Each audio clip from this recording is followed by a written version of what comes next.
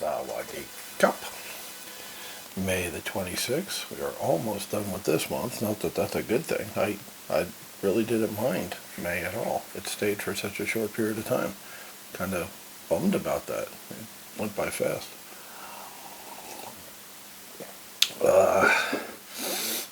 My buddy Mike has a couple of YouTube channels now. I used to have one, Yummy Land, which I talked about a lot. And Mike is the guy who edited some of my Great White Buddha videos. He's got a real eye for it, real talent for it. He used to be a stand-up comedian, and when he edits the videos, it's, you know, they wind up funny. A lot of them, they're cool. And he does a good job. Anyway, he's got another channel called Happy Trekkers, because he and his wife, Mary Jane, like to travel quite a bit. So he's like documenting their travels. And today he's going to interview me on his Happy Trekkers channel, just about life in Thailand. And he has some friends who live, you know, over in Europe. He has some friends who live in Mexico, and he's going to do a little series about, you know, living overseas as an expat. So that's cool. I'll try to do a link or something on my channel to it or whatever. I'll somehow figure out a way you can see that if you're interested in that. I'm sure it's going to be really good, because once again, Mike was made for YouTube with his intelligence and sense of humor. I think his channels will blow up eventually, because, you know, it should be good. I think me on his channel will be better than me on my channel, where I just read from the freaking book and whatever, record me eating lunch. You know, it should be more interesting over on his channel. So I'll put a link, I guess, down in the thing below, the description. I can edit that and put a link to it after he produces it.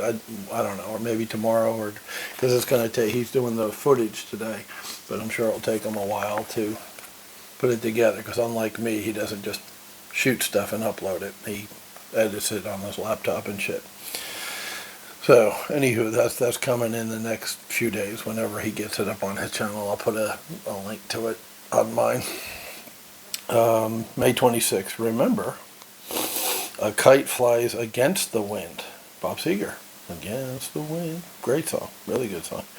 Not with it. Okay, I'm familiar. You got to run into the wind, right? Holding onto the thing to get the kite to go up. I've done that. I've been kite flying. Who hasn't, really? It is important to recognize from the beginning that success. Clear the fog from my eyes. I've been up for like an hour, but my eyes are foggy.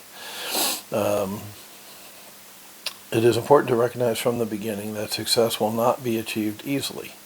Achievers, like a kite struggling against the gusts, soar to great heights. Excuse me. Firmly anchored to a philosophy of success that keeps them on course, regardless of the difficulties they encounter along the way. A philosophy of success. I kind of like the sound of that. Not sure what it means, but I like the sound of it. Make sure you are anchored to a philosophy that will sustain you despite the difficulties you will most certainly face in your quest for success.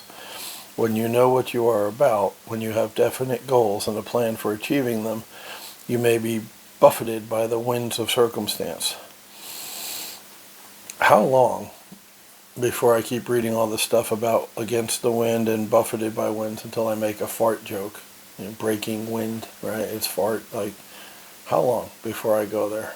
Because it's popped into my head several times, and I've refrained from making a fart joke. Okay, farts on the brain. Why do I have farts on the brain? Well, I think farts are funny, even though I'm 57 years old, and I shouldn't at this point. I still do. I still have that same kindergarten or second grade, whatever it is, sense of humor. Somebody sent me, I don't even remember who it is, one of my friends on Facebook through Messenger sent me this big fat lady. And it's weird too, because she actually had a pretty face. Like, she leaned into the thing and said, "Hey y'all." She's like from Alabama, of course, right? Or Tennessee, someplace like that. So she comes out with a y'all, "Hey y'all, you know, listen real close to this." And then she cuts the video, and then she starts taking it again, and this time she's in black lingerie, So she's a big girl, bigger than me. I mean, she's 350, 400 pounds, something like that. She's a large girl in black underpants. Not the best look. And it might have even been a thong. I don't want to go look at it again. It might make me throw up. But she was in her underwear, which nobody wants to see a 400-pound person in their underwear, honestly. And she farts, and her fart sounded like Chewbacca from Star Wars. Really, it really did, like I can't even do it in my throat, and she did it with her ass. That's talent right there. Talk about America's Got Talent. She needs to, never mind being on YouTube or Twitter or TikTok or wherever the fuck she was on. She needs to go on America's Got Talent and fart Chewbacca sounds. That's talent. That's amazing. So good for her. Yeah, she got a talent, and she's okay with showing her big fat ass and black underpants on the internet. But gotta love her. But yeah, I mean that was funny. It was really. I laughed hard. I laughed long. I sent it to several of my friends. That's how shit goes viral. And farting Chewbacca butt. Look it up, search it. I'm sure you'll find it, because I'm sure it's viral by now. If not, it will be. Within a week or so. It's funny. It sounds like Chewbacca. It makes that same sound that when he roars or whatever the fuck he does. It's like a gargle and a whatever. It's farting Chewbacca. Look it up. Okay, so how being anchored in a philosophy got to Chewbacca farts, I'm not sure, but there it is. You know what you're about. You have definite goals. Yeah, we've been pimping that all year. Plan for achieving them, buffeted by the winds. Okay, that's where I went, of circumstance. But you will never be blown permanently off course. Chewbacca fart. Yeah, I mean, she's a 400-pound girl. Her fart sounds like Chewbacca's growl. That would definitely permanently blow you off course. Holy shit. Alrighty then. Yeah. Good stuff. But you will never be blown permanently off course. The stronger the wind, the higher you will fly. Alright, look it up right now. End this video and just fucking go look up Chewbacca fart. It's got to be there. It's got to be on the internet. I'm sorry, I don't remember what medium it was in. TikTok, YouTube, Twitter. I don't know where she posted that. Just Google search it. Lady farts Chewbacca or something like that. You got to see it. Especially after this paragraph today. It's just too fucking good. Never be blown permanently, of course. The stronger the wind, the higher you will fly.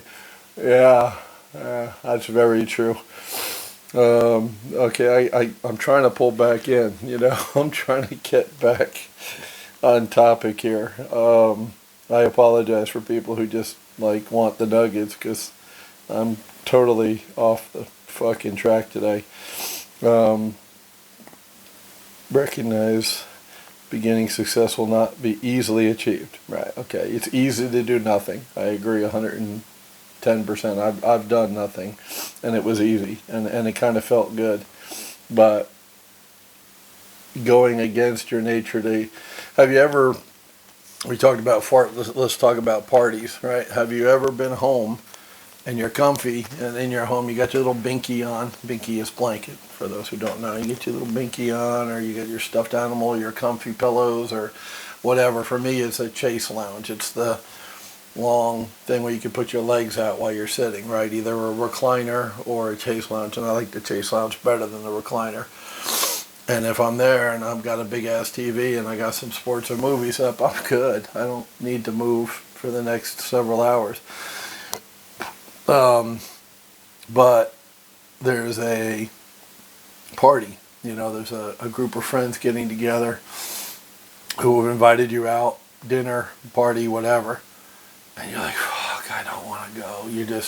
You're home and you're good. You're done with work, you're home. And as you get older, this happens more and more and more. When you're young, you're bored at home. You don't ever want to be at home. You want to be out all the time. When you're older, like, you enjoy being home. But even when you're older, if it's truly your friends, like people that you care about and like and hang out with, making the effort to get up, shower, get dressed, and go to the party, once you're at the party, you have a good time. Right? Once you're there, you're talking with your friends, you're having some drinks or whatever, chilling out, being around people you like, it's a good thing. It's a good feeling, and you're enjoying yourself. But you have to overcome that initial inertia of not wanting to move. You're like fucking stuck down like a big old fucking rock on your couch. You don't want to move. You just don't feel like it. But if you do, if you don't text them some weak ass shit like, oh, I got a stomach bug, or just not up for it tonight, man, sorry, whatever. Poker. We used to have a regular poker game at the office. And, when I was there, I had a great time, and to be honest, we hosted it a lot at the office, and I was there already because I was there all the fucking time. So that was easy at the end, but in the beginning, when we started that poker game, I'd have to drive over people's houses. And there's that, I want to play poker, I want to hang with the guys, I want that camaraderie, but, oh man, I gotta, like, I just worked a full day, and now I gotta go drive somewhere and be somewhere. And then when poker ended, 1, 2 o'clock in the morning, I had to drive home. Pain in the ass. It sucked. I didn't like it, but I liked playing poker enough to go do it. So, Bob Seger, Napoleon Hill, Against the Wind.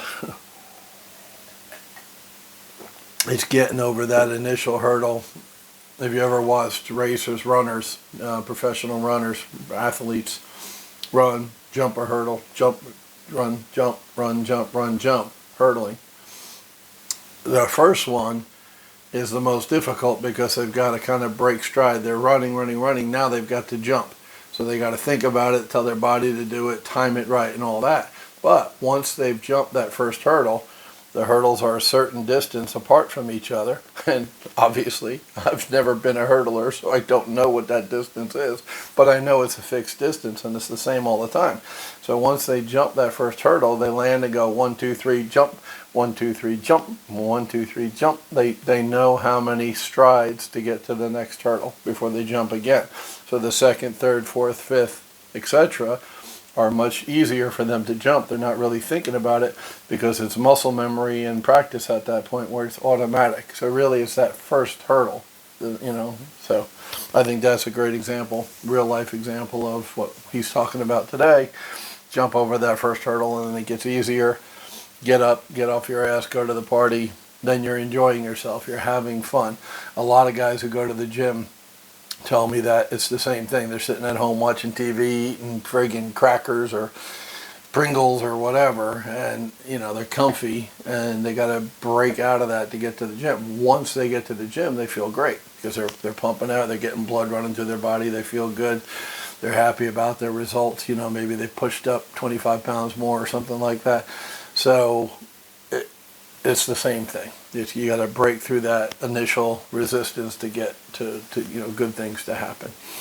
Once again, my boy Napoleon, he is the man. We can all learn a lot from him. And that's it for today. And once again, I'm going to do in about half an hour, around 9 o'clock my time in the morning, I'm going to do the interview with Mikey Mike. So that will be fun. And I'll put a link in whatever day he produces it and puts it out on his channel. I'll put the link down in the description for the Great White Buddha that day. Y'all be good.